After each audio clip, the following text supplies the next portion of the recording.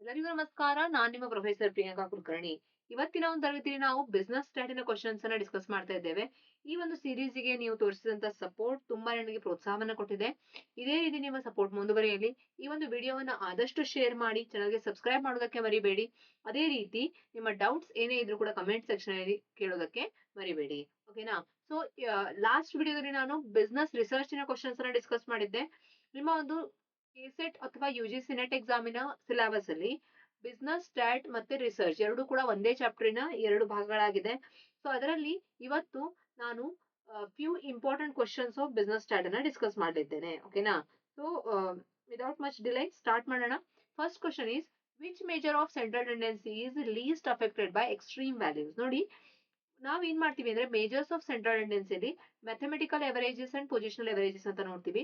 Mathematical averages ಅಲ್ಲಿ mean, ಅದರಲ್ಲಿ arithmetic mean, harmonic mean and geometric mean ಅಂತ ಬರುತ್ತೆ. ಓಕೆನಾ? ಅದೇ ರೀತಿ ಪೊಸಿಷನಲ್ ಮೀನ್ ಅಂತ ಬಂದಾಗ ಮೀಡಿಯನ್, ಕ್ವಾರ್ಟೈಲ್ಸ್, ಡೆಸೈಲ್ಸ್, ಪರ್ಸೆಂಟೈಲ್ಸ್ ಇವುಗಳನ್ನ ಪೊಸಿಷನಲ್ ಎವರೇಜಸ್ ಅಂತ ಕರೀತಾರೆ. ಸೊ ಇಲ್ಲಿ ನಾನು ಹೇಳಬೇಕಾಗಿರೋದು ಏನಂದ್ರೆ ಎಕ್ಸ್ಟ್ರೀಮ್ ವ್ಯಾಲ್ಯೂಸ್ ಅಂತ ಬಂದಾಗ, ಈಗ ನೋಡಿ, ಮೀಡಿಯನ್ ಅಲ್ಲಿ ನಾವೇನ್ ಮಾಡ್ತೀವಿ, ಪೊಸಿಷನಲ್ ಎವರೇಜ್ ಅಂತ ಹೇಳಿದೆ ನಿಮ್ಗೆ ನಾನು. ಪೊಸಿಷನಲ್ ಎವರೇಜ್ ಅಂದ್ರೆ ಏನು? ಕೊಟ್ಟಿರುವಂತಹ ವ್ಯಾಲ್ಯೂಸ್ ಅನ್ನ ಏನ್ ಮಾಡ್ತೀವಿ, ಅಸೆಂಡಿಂಗ್ ಆರ್ಡರ್ ಅಲ್ಲಿ ನಾವು ಸೆಟ್ ಮಾಡ್ಕೊಂಡು ಅದರ ಒಂದು ಮೀಡಿಯನ್ ವ್ಯಾಲ್ಯೂ ಅನ್ನ ಕಂಡುಹಿಡಿತೀವಿ.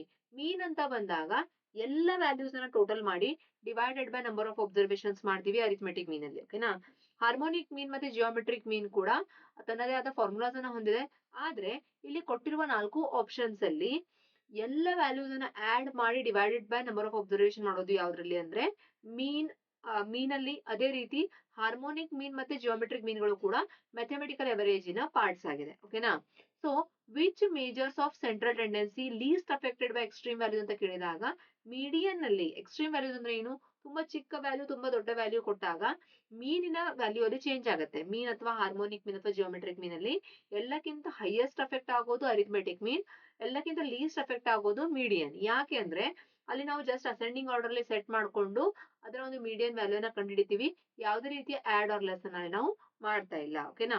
Median is the middle value of the database and it is not significantly influenced by the very high or very low values ಅಥವಾ outliers ಅಂತ ಕೂಡ ಇದಕ್ಕೆ ಕರೀತಾರೆ. ಓಕೆನಾ? Then if the coefficient of correlation r is +1 it indicates, ಅಂದ್ರೆ coefficient of correlation r ಅನ್ನೋದು +1 ಇದೆ, r ನ ವ್ಯಾಲ್ಯೂ +1 ಇದೆ ಅಂದಾಗ ಅದು ಏನನ್ನ ಇಂಡಿಕೇಟ್ ಮಾಡುತ್ತೆ? ಎರಡು ವೇರಿಯೇಬಲ್ಸ್ ಮಧ್ಯೆ ಕೋರಿಲೇಷನ್ ಇಲ್ಲ ಅಂತನ. No correlation, perfect negative correlation, perfect positive correlation, partial correlation. ನೋಡಿ, +1 ಅನ್ನೋದು ಪರ್ಫೆಕ್ಟ್ಲಿ ಪಾಸಿಟಿವ್ ಕೋರಿಲೇಷನ್ ಅನ್ನ ರಿಪ್ರೆಸೆಂಟ್ ಮಾಡುತ್ತೆ. Then third question, a high variance influence factor VIF indicates. ಓಕೆನಾ? ಹಿಂದಿನ ಒಂದು ಚಾಪ್ಟರ್ ಅಲ್ಲಿಯೂ ಕೂಡ ಇದು ಬಂದಿತ್ತು. VIF ಏನನ್ನ ಇಂಡಿಕೇಟ್ ಮಾಡುತ್ತೆ ಅಂತ? High variance inflation factor. Variance inflation factor ಏನನ್ನ ಇಂಡಿಕೇಟ್ ಮಾಡುತ್ತೆ? ಹೆಟ್ರೋಸ್ಕೆಡಾಸ್ಟಿಸಿಟಿಯನ್ನ ಇಂಡಿಕೇಟ್ ಮಾಡುತ್ತಾ? Autocorrelation, multicollinearity, normality. ಓಕೆನಾ? ಇದರಲ್ಲಿ ನಮಗೆ ಗೊತ್ತಿರಬೇಕಾಗಿರೋದು ಏನು ಅಂದ್ರೆ VIF ಅನ್ನುವಂತ ಮೇಜರ್ ವೇರಿಯನ್ಸ್ ಇನ್ಫ್ಲೇಷನ್ ಫ್ಯಾಕ್ಟರ್ ಅಂದ್ರೆ ಏನು, ಅದನ್ನ ನಾವು ಫಸ್ಟ್ ಅಂಡರ್ಸ್ಟ್ಯಾಂಡ್ ಮಾಡ್ಕೊಳ್ಬೇಕು. ಓಕೆನಾ? ರಿಸರ್ಚ್ ಅಲ್ಲಿ ನಾವು ಕೆಲವೊಂದು ಸ್ಟಾಟಿಸ್ಟಿಕಲ್ ಟೂಲ್ಸ್ ಅನ್ನ ಯೂಸ್ ಮಾಡ್ತೀವಿ. ಅದರಲ್ಲಿ ವೇರಿಯನ್ಸ್ ಇನ್ಫ್ಲೇಷನ್ ಫ್ಯಾಕ್ಟರ್ ಅನ್ನೋದು ಬರುತ್ತೆ. ಓಕೆನಾ? ಫ್ಯಾಕ್ಟರ್ ಅನಾಲಿಸಿಸ್ ಅಂತ ಬಂದಾಗ ವೇರಿಯನ್ಸ್ ಇನ್ಫ್ಲೇಷನ್ ಫ್ಯಾಕ್ಟರ್ ಅಲ್ಲಿ ನಾವು ಮಲ್ಟಿಕೊಲಿನಾರಿಟಿಯನ್ನ ಟೆಸ್ಟ್ ಮಾಡ್ತೀವಿ. So what do you mean by multicollinearity ಅನ್ನೋದನ್ನ ನಾನು ಹಿಂದಿನ ಕ್ಲಾಸ್ ಅಲ್ಲಿ ಕೂಡ ಹೇಳಿದ್ದೆ. You remember, that's well and good. ನೀವು ಇದೇ ಫಸ್ಟ್ ವಿಡಿಯೋ ನೋಡ್ತಾ ಇದ್ರೆ ನಾನು ನಿಮ್ಗೆ ಎಕ್ಸ್ಪ್ಲೇನ್ ಮಾಡ್ತೀನಿ ನೋಡಿ. VIF ಏನನ್ನ ಹೇಳುತ್ತೆ ಅಂದ್ರೆ how much the variance of regression coefficient is inflected due to correlation among the independent variables ಅಂತ. ಓಕೆನಾ? So I explain you first what is variance inflation factor. So ನಿನ್ನೆ ಕೂಡ ನಾನು ಎಕ್ಸ್ಪ್ಲೇನ್ ಮಾಡುವಾಗ ನಿಮಗೆ ಒಂದು ಎಕ್ಸಾಂಪಲ್ ನ ಹೇಳಿದ್ದೆ.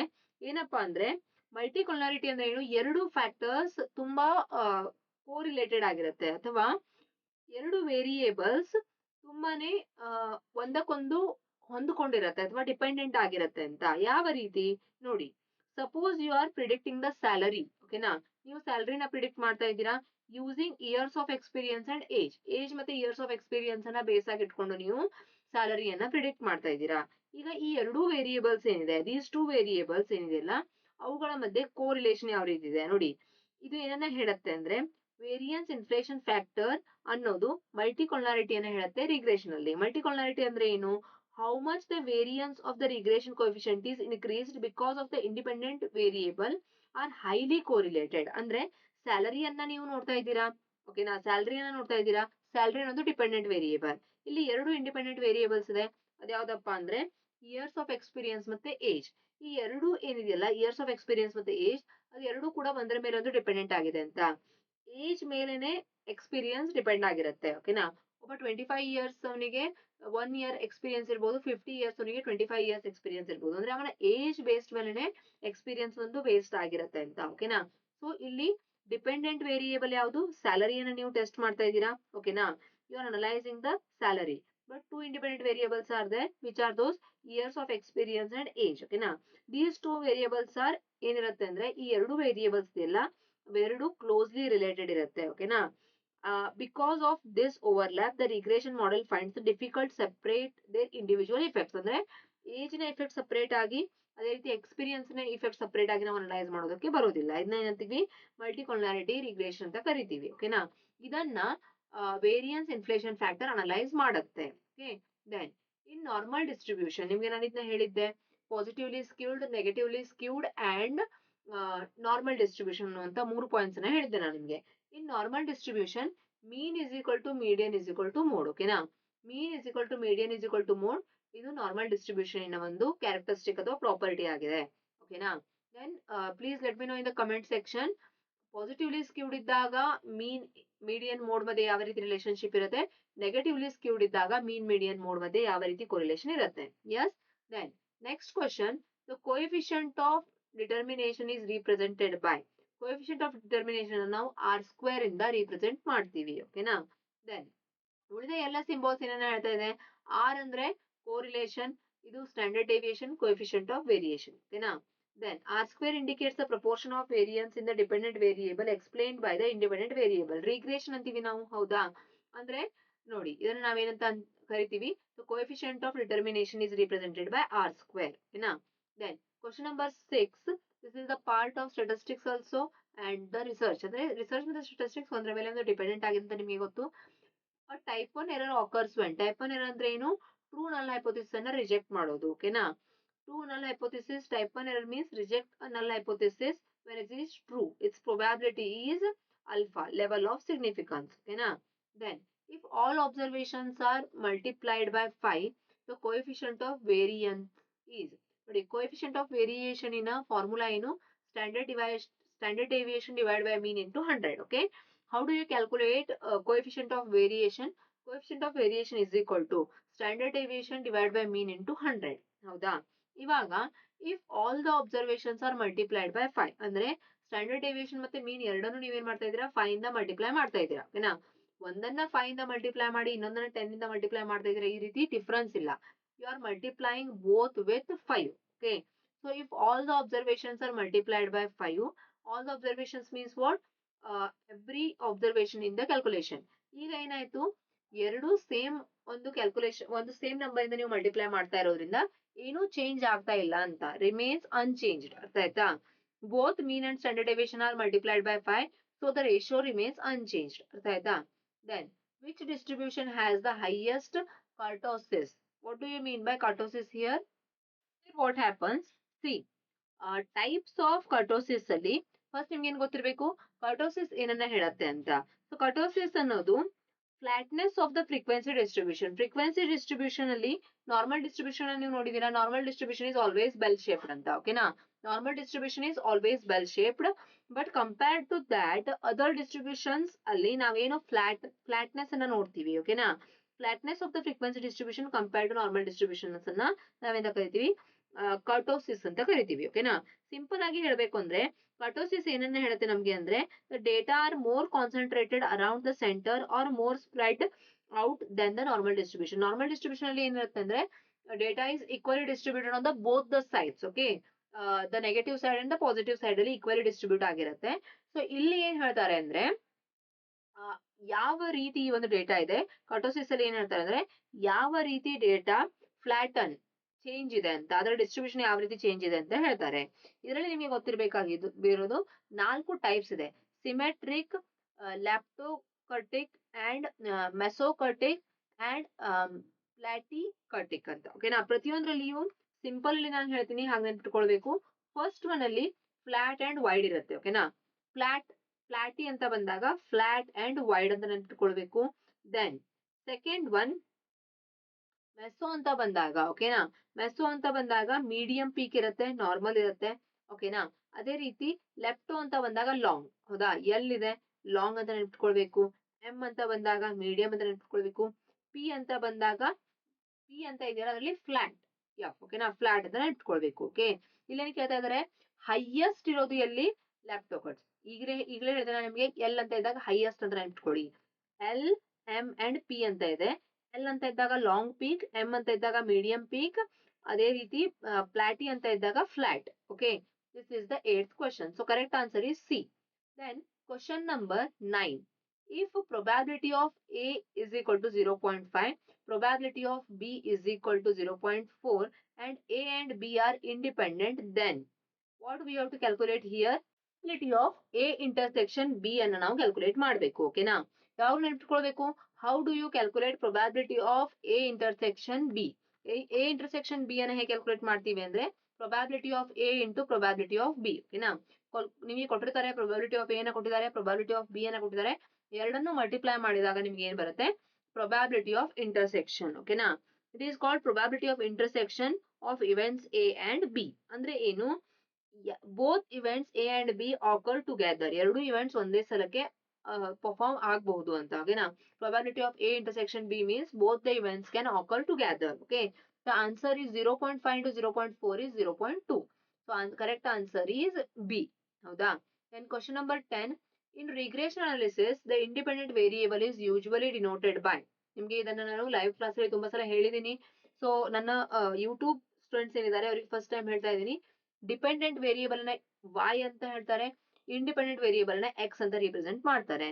ಸೊ ಒಂದು ವೇರಿಯೇಬಲ್ ಅಲ್ಲಿ ಚೇಂಜಸ್ ಅನ್ನ ಮಾಡಿದಾಗ ಇನ್ನೊಂದು ವೇರಿಯೇಬಲ್ ಅಲ್ಲಿ ಯಾವ ರೀತಿ ಚೇಂಜಸ್ ಆಗುತ್ತೆ ಅನ್ನೋದನ್ನ ನಾವು ರಿಗ್ರೆಷನ್ ಅನಾಲಿಸಿಸ್ ಅಲ್ಲಿ ಅನಲೈಸ್ ಮಾಡ್ತೀವಿ. ಓಕೆನಾ, then if the coefficient of correlation between x and y is 0.64, then the coefficient of determination is, ನೋಡಿ coefficient of determination ನ ಯಾವ ರೀತಿ ಕ್ಯಾಲ್ಕುಲೇಟ್ ಮಾಡಬೇಕು ಜಸ್ಟ್ ನೆನ್ಪಿಟ್ಕೊಳ್ಳಿ. ಇಲ್ಲಿ ಏನ್ ಮಾಡಿದ್ದಾರೆ ಅಂದ್ರೆ ಕೊಟ್ಟಿರುವಂತಹ ಆನ್ಸರ್ ಅನ್ನ ಕೋಎಫಿಷಿಯಂಟ್ ಆಫ್ ಕೋರಿಲೇಷನ್ 0.64 ಇದೆ, ಇದರ ಸ್ಕ್ವೇರ್ ಅನ್ನ ನಾವು ಕ್ಯಾಲ್ಕುಲೇಟ್ ಮಾಡಿದರೆ ಓಕೆನಾ ನಮಗೆ ಕೋಎಫಿಷಿಯಂಟ್ ಆಫ್ ಡಿಟರ್ಮಿನೇಷನ್ ಬರುತ್ತೆ. So 0.64 into 0.64, yes, sir, is what? 0.64 into 0.64 is 0.4096. Okay, then next question number 12. If covariance between x and y is 24, standard deviation of x is 6, standard deviation of y is 8, then the correlation coefficient is, ನಿಮಗೆ ಈ formula ನಾನು already ಹೇಳಿದ್ದೀನಿ. Correlation formula ಏನಿರುತ್ತೆ ಹೇಳಿ, r is equal to covariance between x and y divided by standard deviation of x into standard deviation of y. Very easy numbers are given, so you can easily calculate. ಓಕೆನಾ, ನೀವು easily ಇದನ್ನ calculate ಮಾಡಬಹುದು. So covariance of x into 24 divided by 6 into 8, 24 divided by 48 is 0.50. ಓಕೆನಾ, so moderately positive correlation between x and y. ಇಲ್ಲಿ interpretation ಅನ್ನ ಕೇಳಿಲ್ಲ, just directly answer ಅನ್ನ ಕೇಳಿದ್ದಾರೆ. ಇಂಟರ್ಪ್ರಿಟೇಷನ್ ನ ಕೇಳಿದ್ರೆ ನಿಮಗೆ ಗೊತ್ತಿರಬೇಕು ಮಾಡ್ರೇಟ್ ಅಂದ್ರೆ 0.5 ಆನ್ಸರ್ ಬಂತಲ್ಲ, ಸೊ ಮಾಡ್ರೇಟ್ ಅಂತ ನಾವು ಹೇಳ್ಬೋದು. Then question number 13. Which test is most suitable for testing association between two categorical variables? ನೋಡಿ, ಟೂ ಕ್ಯಾಟಗರಿಕಲ್ ವೇರಿಯೇಬಲ್ಸ್ ಅನ್ನ ಅನಲೈಸ್ ಮಾಡೋದಕ್ಕೆ ನಾವು ಏನ್ ಮಾಡ್ತೀವಿ ಅಂದ್ರೆ chi-square ಟೆಸ್ಟ್ ನ ಯೂಸ್ ಮಾಡ್ತೀವಿ. This is known as chi-square test. ಇದರಲ್ಲಿ ಕ್ಯಾಟಗರಿಕಲ್ ವೇರಿಯೇಬಲ್ಸ್ ನಾವು ಅನಲೈಸ್ ಮಾಡ್ತೀವಿ. ಓಕೆನಾ, so next question is the expected value of a Poisson distribution equals to. ಓಕೆನಾ, expected value of Poisson distribution ನಾವು ಹೇಗೆ ಕ್ಯಾಲ್ಕುಲೇಟ್ ಮಾಡ್ತೀವಿ, ಹೇಗೆ ಅಂದ್ರೆ ಮೀನ್ ಅಂಡ್ ವೇರಿಯನ್ಸ್ ಅನ್ನ ಬೇಸ್ ಆಗಿ ಇಟ್ಕೊಂಡು. ಓಕೆನಾ, ಫಾರ್ ಪಾಯ್ಸನ್ ಡಿಸ್ಟ್ರಿಬ್ಯೂಷನ್ ಮೀನ್ ಅನ್ನ ನಾವು ಲಾಂಬ್ಡಾ ಅಂಡ್ ವೇರಿಯನ್ಸ್ ಅನ್ನು ಕೂಡ ಲಾಂಬ್ಡಾ ಅಂತ ರಿಪ್ರೆಸೆಂಟ್ ಮಾಡ್ತೀವಿ. ಓಕೆನಾ, in factor analysis eigen value represents. First of all, what do you mean by factor analysis in research? Do you have any idea? Factor analysis ಅಂದ್ರೆ ಏನು? Yes, in factor analysis ಏನ್ ಮಾಡ್ತಾರೆ ಅಂದ್ರೆ large number of values ಅನ್ನ small categories ಅಲ್ಲಿ divide ಮಾಡ್ತಾರೆ. ಓಕೆನಾ, for example ಇವಾಗ ನೋಡಿ, you want to test the test many things like honesty, trustworthiness, sincerity, friendly, helpfulness. ಹೀಗೆ ನೀವು ಎಷ್ಟೋ ಅಂಶಗಳನ್ನ ಟೆಸ್ಟ್ ಮಾಡಬೇಕು ಅಂದ್ರೆ ಅವುಗಳನ್ನ ಮೂರು ಕ್ಯಾಟಗರೀಸ್ ಅಲ್ಲಿ, ಮೂರು ಫ್ಯಾಕ್ಟರ್ಸ್ ಅಲ್ಲಿ, ಓಕೆನಾ, ಮೂರು ಕ್ಯಾಟಗರೀಸ್ ಅಲ್ಲಿ ಅಥವಾ ಮೂರು ಫ್ಯಾಕ್ಟರ್ಸ್ ಅಲ್ಲಿ ಅದನ್ನು ಡಿವೈಡ್ ಮಾಡ್ತೀರಾ ಅಂತ. ಹೀಗಾಗಿ ಏನಾಗುತ್ತೆ ಅಂದ್ರೆ ಲಾರ್ಜ್ ನಂಬರ್ ಆಫ್ ಡೇಟಾನ ಸ್ಮಾಲ್ ಪಾರ್ಟ್ಸ್ ಅಲ್ಲಿ ನೀವು ಅನಲೈಸ್ ಮಾಡಬಹುದು. ಸೊ ಫ್ಯಾಕ್ಟರ್ ಅನಾಲಿಸಿಸ್ ಅಂತ ಬಂದಾಗ ಒಂದು ನೆನ್ಪಿಟ್ಕೊಳ್ಬೇಕು, ರಿಸರ್ಚ್ ಮಾಡುವಾಗ statistical technique is used to reduce the large number of values into smaller numbers. ಓಕೆನಾ, ಸ್ಮಾಲ್ ನಂಬರ್ಸ್ ಅಲ್ಲಿ ನಾವು ವ್ಯಾಲ್ಯೂಸ್ ಅನ್ನ ರೆಡ್ಯೂಸ್ ಮಾಡ್ತೀವಿ. ಅದರಿಂದ ಏನಾಗುತ್ತೆ, ಅನಲೈಸ್ ಮಾಡೋದಕ್ಕೆ ಈಸಿ ಆಗುತ್ತೆ ಅಂತ. ಓಕೆನಾ, ಇಲ್ಲಿ ಈಗನ್ ವ್ಯಾಲ್ಯೂ ಏನನ್ನ ರಿಪ್ರೆಸೆಂಟ್ ಮಾಡತ್ತೆ ಅಂದ್ರೆ amount of variance explained by a factor. ಅಂದ್ರೆ ಈಗನ್ ವ್ಯಾಲ್ಯೂ ಏನನ್ನ ಹೇಳುತ್ತೆ ಅಂದ್ರೆ ಅಮೌಂಟ್ ಆಫ್ ವೇರಿಯನ್ಸ್ ಅಂದ್ರೆ ಅದರಲ್ಲಿ ಏನೇನು ಚೇಂಜಸ್ ಇದೆ, ಓಕೆನಾ, ಅಥವಾ ಏನೇನು ಬದಲಾವಣೆ ಇದೆ ಅನ್ನೋದನ್ನ amount of variance explain by factor ಅನ್ನ ಈಗನ್ ವ್ಯಾಲ್ಯೂ ಹೇಳುತ್ತೆ. Factor with eigen value more than one are usually retained because they explain substantial variance ಅಂತ. ವೇರಿಯನ್ಸ್ ಅಂದ್ರೆ ಏನು, ಬದಲಾವಣೆ ಏನು, ನೀವೇನ್ ಟೆಸ್ಟ್ ಮಾಡ್ತಾ ಇದ್ದೀರಾ ಅದರಲ್ಲಿ ಇರುವಂತಹ ವೇರಿಯನ್ಸ್ ಅನ್ನ ಇದು ಹೇಳುತ್ತೆ. ಓಕೆನಾ, then the value of a distribution is 50 and the standard deviation the mean of the distribution is 50 and standard deviation is 10. The coefficient of variation is, ಓಕೆನಾ, ಹೇಗೆ ಕ್ಯಾಲ್ಕುಲೇಟ್ ಮಾಡಬೇಕು, coefficient of variation is equal to standard deviation divided by mean into 100. okay, 10 divided by 50 into 100. This is the formula. You have to remember, ಈ ಒಂದು ವಿಡಿಯೋದಲ್ಲಿ ನಾನು ಯಾವ ಯಾವ ಫಾರ್ಮುಲಾಗಳನ್ನ ಹೇಳ್ತಾ ಇದ್ದೀನಿ ಅವುಗಳನ್ನ 100% ನೀವು ನೆನಪಿಟ್ಕೊಳ್ಳಬೇಕು, because you can definitely expect questions from these formulas. Okay, coefficient of variation is equal to standard deviation divided by mean into 100. So values are already given in the question. 10 divided by 50 into 100. Okay, then the right answer is 20%. Option B is the correct answer. Next, question number 17. Which measure is used to determine the strength and direction of the linear relationship between two variables? ನೋಡಿ, correlation ಏನ್ ಮಾಡತ್ತೆ ಅಂದ್ರೆ ಎಷ್ಟು strength ಮತ್ತೆ direction ಅಂದ್ರೆ ಏನು, two variables are related or correlated or not and they are positively correlated or negatively correlated. Positively correlated ಅಂದ್ರೆ ಏನು, ಎರಡು ಒಂದೇ ಡೈರೆಕ್ಷನ್ ಅಲ್ಲಿ ಮೂವ್ ಆಗುತ್ತೆ. ನೆಗೆಟಿವ್ಲಿ ಕೋರಿಲೇಷನ್ ಅಂದ್ರೆ inverse relationship, when one factor is increasing another factor is decreasing. ಓಕೆನಾ, so correlation ಏನ್ explain ಮಾಡುತ್ತೆ ಅಂದ್ರೆ the strength and the direction. ಓಕೆನಾ, correlation explains about the strength and direction.